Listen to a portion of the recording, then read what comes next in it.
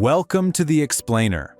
We all know how it ended, but what if I told you the Titanic's sinking may not be the full story, that a secret insurance swap, a cursed mummy, and even the stars themselves might have sealed her fate. And over 100 years later, people are still dying trying to see her. When the RMS Titanic set sail on April 10, 1912, she was the largest moving object ever built by man. 882 feet of steel, powered by 29 boilers, carrying 2,200 souls, and labeled unsinkable. But just 4 days later, an iceberg would prove them wrong. The collision tore through her hull and sent her to the bottom of the North Atlantic. Over 1,500 lives lost, the deadliest peacetime sinking of a passenger ship in history. But the iceberg is only half the story, because what really doomed the Titanic was human error, arrogance, and a string of decisions that now feel almost criminal. The modern marvel and its young messengers. In 1912, the wireless telegraph was the pinnacle of modern technology, the Edwardian equivalent of today's top tech brands. The Marconi Company had installed its most powerful equipment aboard the Titanic, a symbol of an optimistic and ambitious era. Manning this station were two young men, senior wireless operator Jack Phillips, who had just turned 25, and his junior Harold Bride. They were independent men of a new era, escaping what they saw as blind alley careers to become part of a technological revolution. Their primary role, however, was not what many might assume. They were not crew members employed by the White Star Line, but rather employees of Marconi, placed aboard to serve the ship's first-class clientele. Their days were consumed by transmitting a stream of personal messages from wealthy passengers, who used the novelty of the wireless to show off about their glamorous voyage. Let's start with what most people never hear. Third-class passengers weren't just poorer. They were locked behind gates, trapped below deck as the ship went down. The nearby ship Californian saw the flares, but never came.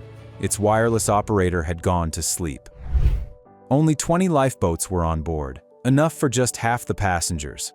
White Star Line didn't want the decks to look cluttered. Titanic received 6 iceberg warnings that day, most of them ignored. The mounting pressure and a fateful breakdown. The pressure on Phillips and Bride began to mount even before the most critical warnings arrived.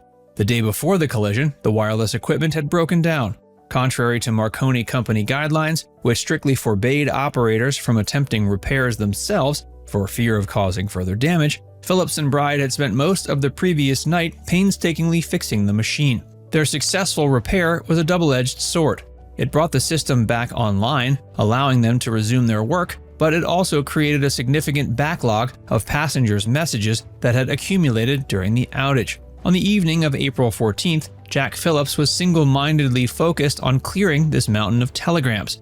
He was transmitting to the powerful shore station at Cape Race, Newfoundland, a painstaking process that required immense concentration. Shortly after 9:30 p.m., a message clicked into his headphones from the steamship Mesaba. The message was unambiguous and alarming, reporting drifting ice, a large number of massive icebergs, and an entire ice field directly in the Titanic's path. Phillips acknowledged the warning, but his priority remained the stack of passenger messages destined for Cape. And that's just the beginning, because then come the conspiracies.